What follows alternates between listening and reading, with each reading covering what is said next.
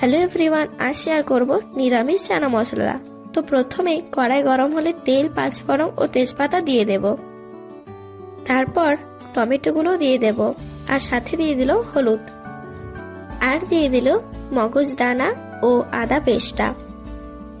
তারপর ভালো করে সবকিছু কষিয়ে নিল। তারপর দিয়ে দিল কাশ্মীরি লঙ্কার গুঁড়ো।